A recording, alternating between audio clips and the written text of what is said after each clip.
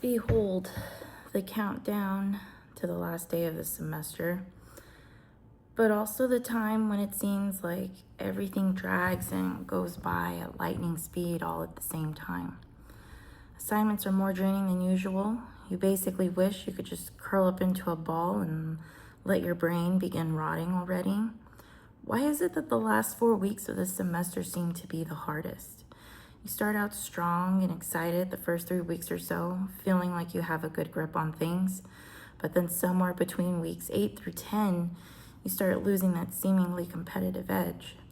Before you know it, you're emailing your professors for partial credit on late assignments just so you can pass the class with a C.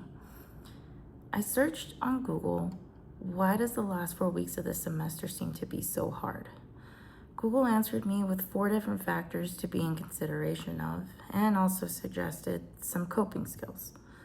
The 4 different factors were academic and workload factors, mental and emotional factors, future-oriented stressors, especially for seniors, and the college transition for freshmen. The first 2 factors in the coping skills are what I'm going to share with you that Google explained and my opinion about it. The first factor that Google suggested to me about how I'm feeling was to be in consideration of academic and workload factors with 4 key points: workload crunch, procrastination's payback, cramming, and weed out courses. I identified with 3 of these 4 points. The first point being the workload crunch. Google explains this as being when everything piles up: final exams, major papers. In our case with this course, the final speech, presentations, and readings all seem to converge at once, which feels overwhelming. I can't argue with that.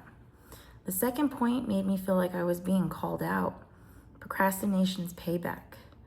Work pushed off from earlier weeks suddenly demands immediate attention.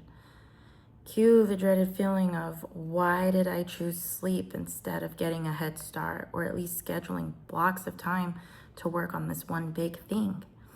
The third point, which is something I like to consider myself a professional in for exams, cramming. Google explains this as professors often packing the last part of the course into the final weeks of class, increasing intensity. I will admit that this explanation Google gave does not match my idea of cramming, and I do consider myself fortunate that the courses I took this semester did not provide me with the experience of Google's explanation of cramming. However, I experienced cramming in the sense of looking at study guides the day of for my biology exams. The fourth point I did not identify with was weed out courses. Some classes are intentionally tough at the end to test students. I did not experience that either this semester, but reading that makes me worried for what's to come when I transfer to ASU this spring. Factor 2 offered by Google: mental and emotional factors, which consist of 4 key points: burnout, anxiety and panic, loss of focus, and emotional drain. Yep, these all seem to apply to me as well. Burnout, explained as being exhausted from months of studying, leading to low energy and motivation. I couldn't have said that any better myself. Anxiety and panic. The pressure to perform well on finals and complete everything causes anxiety spikes. I could say that I'm mostly anxious about just getting a C to pass my courses, just so I can move on to the other half of the journey I need to complete my degree. Loss of focus is explained as it being hard to concentrate on schoolwork with the approaching holidays and freedom. Honestly, after Halloween, I could feel my mind beginning to wander. Last but not least, the emotional drain. I agree with every word Google used here to explain. You're emotionally exhausted from the semester and the stress of it all. Yes, Google. Yes, I am. Is it wrong that I felt validated after reading this? I hope not. But with being aware of what the problem is, we have to figure out a way to work through it. Here's where the how to cope advice from Google comes in handy.